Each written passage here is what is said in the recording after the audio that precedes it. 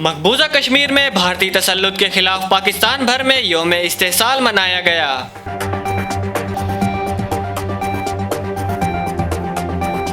لبنان کا دارالحکومت بیروت دھماکوں سے لرز اٹھا، 78 افراد جاں بحق اور 4000 سے زائد افراد زخمی۔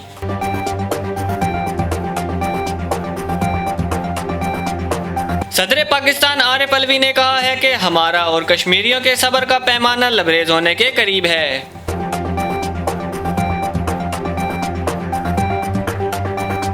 وزیر اعظم عمران خان نے کہا ہے کہ بھارت مقبوضہ کشمیر میں آبادی کا تناسب بدلنے کی کوشش کر رہا ہے۔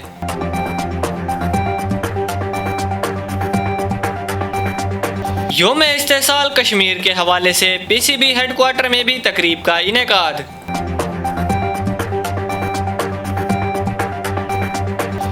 لانگ جمپ کی ویڈیو وائرل ہونے پر ایتھلیٹکس فیڈریشن نے نوجوان سے رابطہ کر لیا۔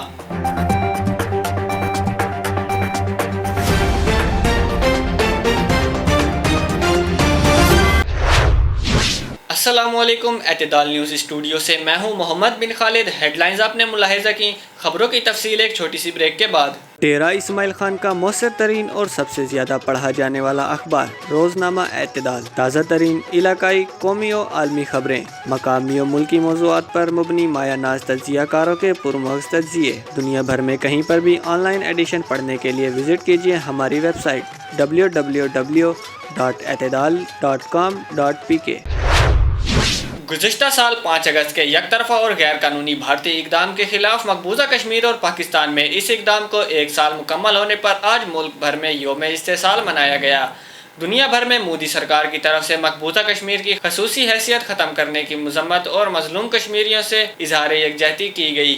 اس موقع پر پاکستان بھر میں احتجاجی مظاہرے اور ریلیوں کا انعقاد کیا گیا، جبکہ صبح 10 بجے سائرن بجا کر 1 منٹ کی خاموشی اختیار کی گئی۔ لبنان کا دارالحکومت بیروت ہولناک دھماکوں سے لرز اٹھا۔ دھماکے بیروت کی بندرگاہ پر اسلحہ گودام میں ہوئے۔ بندرگاہ پر ہونے والے دھماکوں میں ابتدائی طور پر 10 افراد کی ہلاکت کی اطلاعات تھیں، تاہم اب ہلاک افراد کی تعداد بڑھ کر 78 ہو گئی ہے، جبکہ 4000 سے زائد افراد زخمی ہیں۔ درجنوں زخمیوں کی حالت نازک ہے، جس کے سبب اموات کی تعداد بڑھنے کا خدشہ ظاہر کیا گیا ہے۔ لبنان کے وزیر اعظم نے ہولناک واقعے پر آج 5 اگست کو یوم سوگ کا اعلان کیا اور واضح کیا ہے کہ دھماکے کے ذمہ داران کو قیمت چکانا ہوگی۔ یوم استحصال کے موقع پر اسلام آباد میں کشمیر ریلی سے خطاب کرتے ہوئے صدر مملکت ڈاکٹر عارف الوی کا کہنا تھا کہ یوم استحصال کشمیر منانے کا مقصد دنیا کو احساس دلانا ہے کہ کشمیر میں لاک ڈاؤن میں ہر چیز کی بندش ہے۔ کشمیر ہندوستان کے ساتھ ایک قدم چلنے کو تیار نہیں۔ بھارت نے کشمیر کی سرزمین پر قبضہ کر رکھا ہے۔ انہوں نے کہا کہ ہمارا اور کشمیریوں کا صبر کا پیمانہ لبریز ہونے کے قریب ہے۔ اقوام متحدہ اپنے وعدے پورے کرے اور OIC کشمیر کے معاملے پر مظلوموں کا ساتھ دے۔ وزیر اعظم عمران خان نے سماجی رابطے کی ویب سائٹ ٹویٹر پر ٹویٹ کرتے ہوئے کہا ہے کہ گزشتہ برس 5 اگست کے غیر قانونی اقدامات کے بعد سے اہل کشمیر کو بھارت کے ہاتھوں ظالمانہ اور شفاق فوجی محاصرے کا سامنا ہے، جبکہ مقبوضہ وادی میں آبادی کے تناسب میں تبدیلی کی کوششیں بھی جاری ہیں۔ انہوں نے کہا کہ ہندوستان نے کشمیر پر غیر قانونی قبضے کے ذریعے جن کشمیریوں کی آواز کچلنے کی کوشش کی، میں بطور سفیر ان سب کی آواز بنا رہوں گا۔ اب جانتے ہیں کھیلوں کی دنیا کا حال۔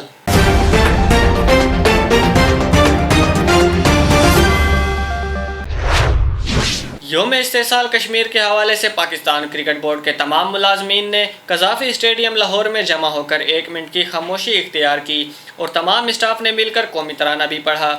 اس موقع پر تمام شرکاء نے کشمیریوں کے ساتھ اظہار یکجہتی بھی کی، جبکہ دوسری جانب کراچی نیشنل اسٹیڈیم میں یوم استحصال کشمیر کے حوالے سے تقریب منعقد کی گئی۔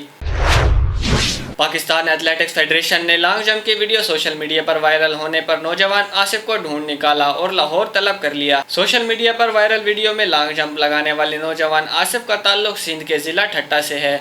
واضح رہے کہ آصف نے 10 سے 12 موٹر سائیکل کے اوپر سے لانگ جمپ لگائی تھی۔ اعتدال نیوز اسٹوڈیو سے فی الوقت کے لیے اتنا ہی۔ مزید خبروں اور تفصیلات کے لیے وزٹ کیجیے ہماری ویب سائٹ www.eعتدال.com.pk۔